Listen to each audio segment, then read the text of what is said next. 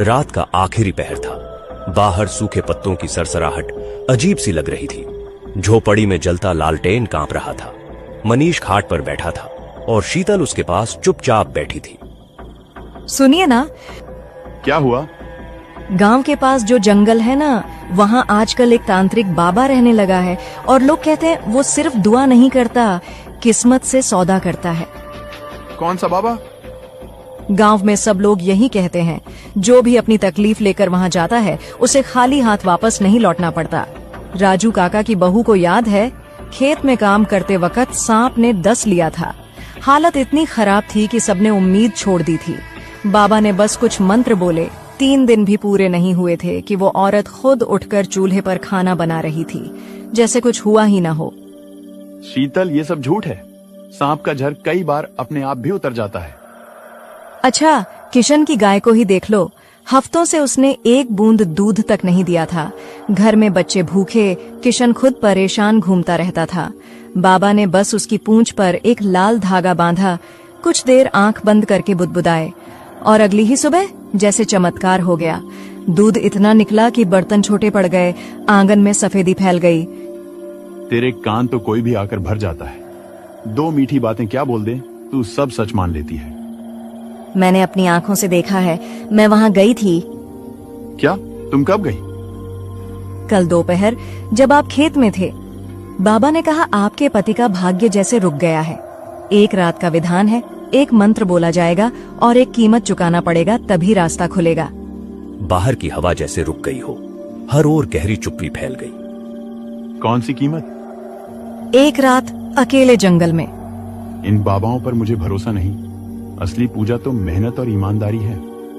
ऐसा कहते ही मनीष उठकर घर से बाहर निकलता है। रात की ठंडी हवा उसके चेहरे को छूती है। वो कुछ पल चुपचाप अपने खेतों की ओर देखता है। सूखी मिट्टी, मुरझाई फसलें और दूर तक फैला सन्नाटा। हमारी गलती आखिर कहाँ हुई? पूरी मेहनत और लगन से सब किया, फिर भी सब बर्बाद हो गया। क्या सच में मुझे उस बाबा के पास जाना चाहिए? नहीं, ये सब सिर्फ अंधविश्वास है। छोड़ो, देखते हैं आगे क्या होता है। अगली सुबह मनीष खाट पर गहरी नींद में सो रहा होता है। तेज आवाज सुनकर वह अचानक उठ बैठता है। जल्दी से दरवाजे की ओर बढ़ता है और खोलता है।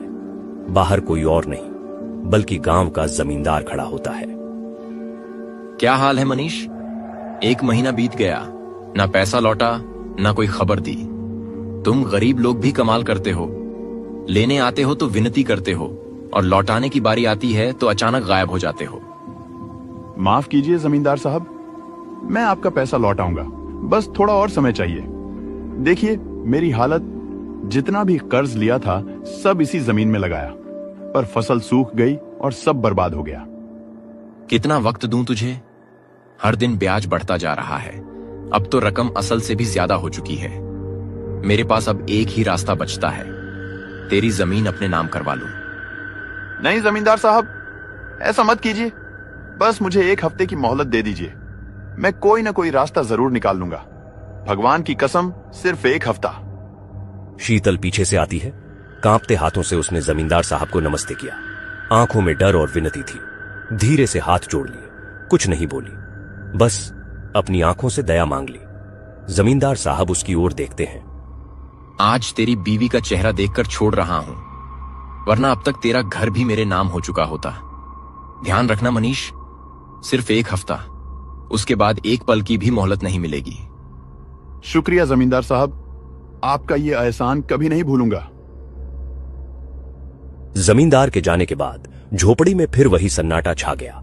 शीतल दरवाजे के पास खड़ी रही। उसकी आंखों में आंसू चमक रहे थे।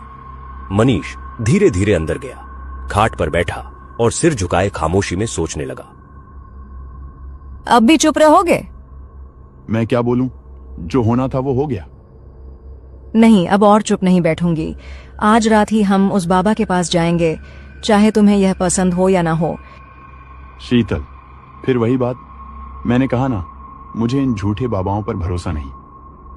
भरोसा नहीं है या डर है? कैसा डर? हाँ, डर।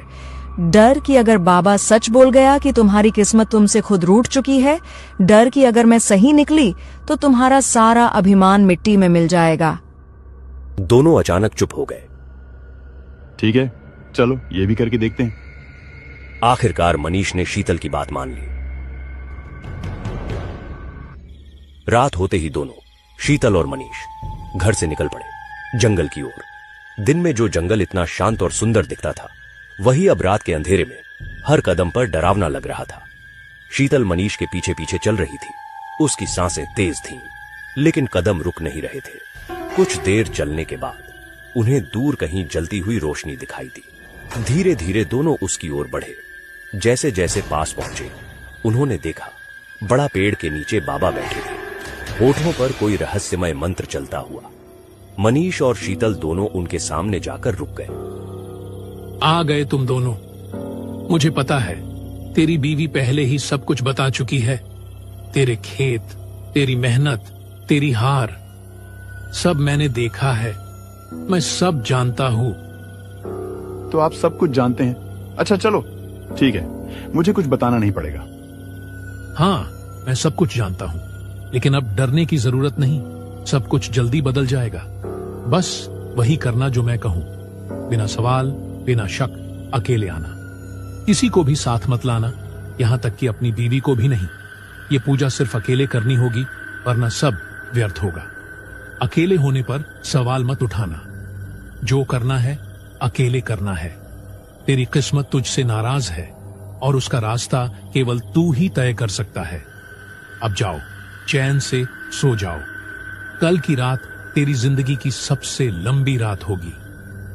अगले दिन मनीष फिर से बाबा के पास आया, लेकिन इस बार अकेले। दिल में अभी भी बाबा को लेकर संकोच था, पर कहते हैं ना, डूबते को तिनके का सहारा। धीरे धीरे मनीष उनके सामने गया और चुपचाप जमीन पर बैठ गया। कुछ पल तक सिर्फ सन्नाटा था। हवा में अगरबत्ती की हल्की खुशबू फैली थी और पेड़ों की शाखाएं सरसराकर हिल रही थीं। पता था तू आएगा। तेरे मन में अभी भी डर है, लेकिन अब वापस जाने का रास्ता नहीं बचा। मुझे बताइए, मुझे क्या करना होगा? ये साधना कैसी है? यह साधना कोई आम साधना नहीं है। इसका नाम मोहिनी साधना है। बाबा, ये मोहिनी साधना क्या है? क्या इसमें किसी महिला की पूजा करनी होगी या किसी देवी की? यह उस ताकत की साधना है जो सुंदर भी है, छल भी है और अंत भी। वही शक्ति तेरी किस्मत का रुख बदल सकती है, लेकिन बदले में कीमत चाहती है। तूने मेहनत तो की, मगर भाग्य ने साथ नहीं दिया। अब वक्त आ गया है किस्मत को झुकाने का। पूरी रात यही जप करना होगा। मंत्र मैं दूंगा और सूरज की पहली रोशनी से पहले साधना पूरी करनी होगी। उसके बाद तेरी जिंदगी की राह बदल जाएगी। लेकिन याद रख, एक भी चूक हुई तो सिर्फ तू ही नहीं, तेरे अपने भी इसकी कीमत चुकाएंगे। तो बता, क्या तू इस रास्ते पर चलने को तैयार है? हाँ, मैं तैयार हूं बाबा। अब मंत्र सुन और ध्यान रख। ओम नमकस्तान शुभाय मोहिन्याय आशीर्वादाय नमः। मनीष ने धीरे धीरे कांपती आवाज में मंत्र दोहराया और बाबा वहां से चले जाते हैं। ओम नमकस्तान शुभाय मोहिन्याय आशीर्वादाय नमः।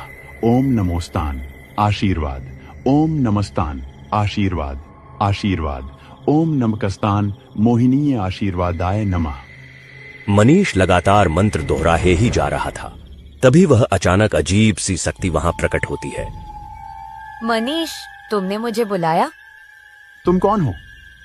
मैं मोहिनी हूँ, तुमने ही मुझे बुलाया। मनीष अपने मंत्रों में डूबा रहा। डर और इच्छा दोनों के बीच वहीं बैठा रहा। अब बताओ, तुम मुझसे क्या चाहते हो?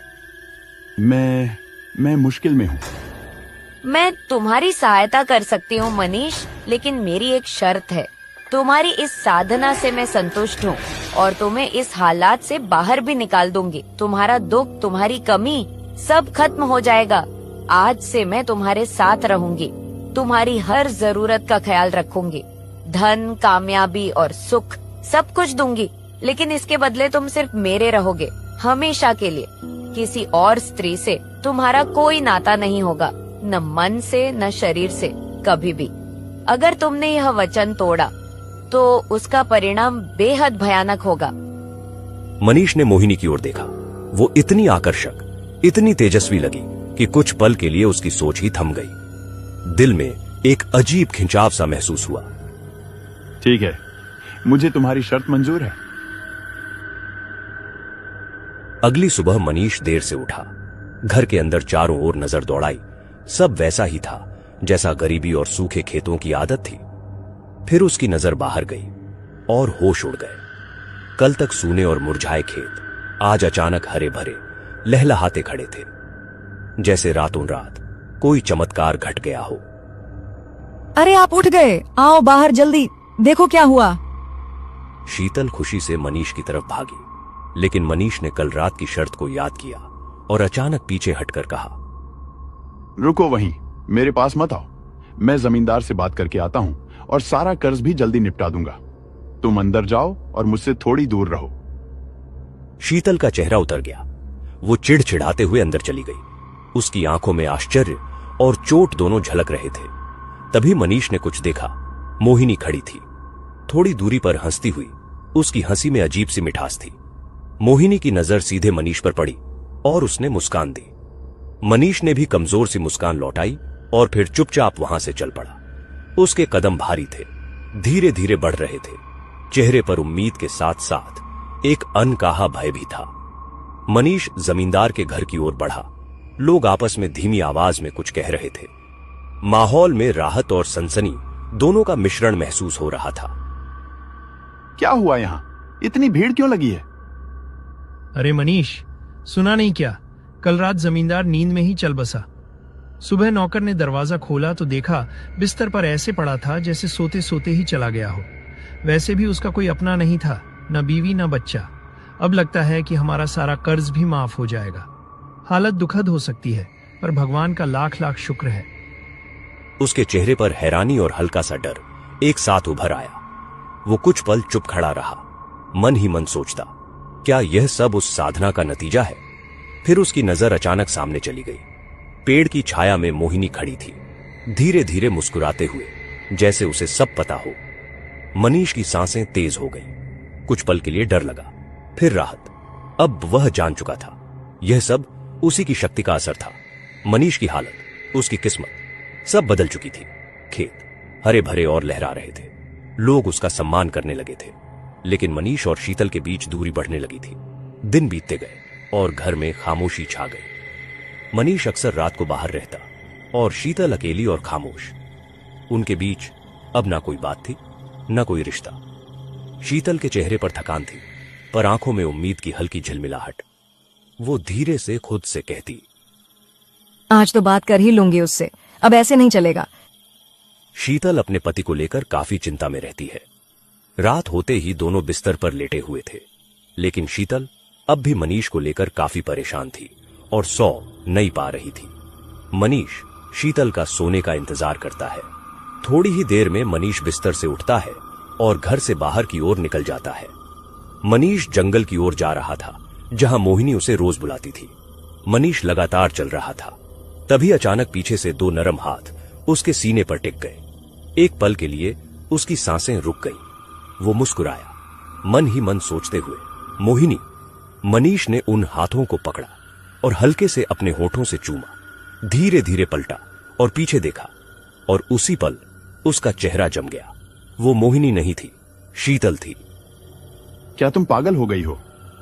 कितनी बार कहा है तुम्हें मुझसे दूर रहो, और तुम मेरे पीछे क्यों आ रही हो? शीतल सन्न रह गई। उसकी आंखों में चोट और सवाल दोनों झलक रहे थे। वो कुछ कहना चाहती थी, लेकिन शब्द गले में अटक गए। मोहिनी सब देख रही थी। उसकी आंखों में एक ठंडी जलती हुई आग चमक रही थी। होठों पर हल्की मुस्कान थी, धीमी लेकिन खतरनाक। मैंने कहा था ना, किसी पराई स्त्री से तुम्हारा कोई रिश्ता नहीं होगा, कभी भी। मोहिनी नीचे आ गई। उसने अपनों शक्तियों से शीतल को मार देती है और पास के ही कुएं में फेंक देती है। मनीष यह सब देखकर जोर से चीखता है, ये तुमने क्या कर दिया? तुमने मेरी पत्नी की जान ले ली। इतनी बड़ी हिम्मत कैसे हुई? मुझे लगा था कि तुमने खुद को मुझे समर्पित कर दिया है। तुम्हारी बीवी तुम्हें मुझसे दूर करना चाहती थी, इसलिए मैंने उसे रास्ते से हटा दिया। लेकिन लगता है तुम सिर्फ मेरी शक्तियों को दिखाने के लिए दिखावा कर रहे थे। नहीं, ऐसा नहीं है। लेकिन उसे नुकसान पहुंचाने की क्या जरूरत थी? वो बस एक भूल थी जो मुझसे बिना सोचे समझे हो गई। मनीष, तुम्हारा प्यार अपनी पत्नी के लिए मैं साफ देख पा रही हूँ। तुम मुझसे पूछ रहे हो उसे ऐसा क्यों करना पड़ा? जाओ, अब उसी से जाकर पूछ लो। ऐसा कहकर मोहिनी मनीष को भी उस कुएं में फेंक देती है। एक ही पल में सारा खेल खत्म हो गया। बिना किसी और वजह के शीतल और मनीष की कहानी यहीं समाप्त हो गई। कहने के लिए यह एक कहानी है, लेकिन इसके कुछ हिस्से असली घटनाओं से प्रेरित हैं। हमारी चैनल पर ऐसी और भी कहानियां आने वाली हैं, तो जुड़े रहिए, क्योंकि डर का मतलब है GW के टून।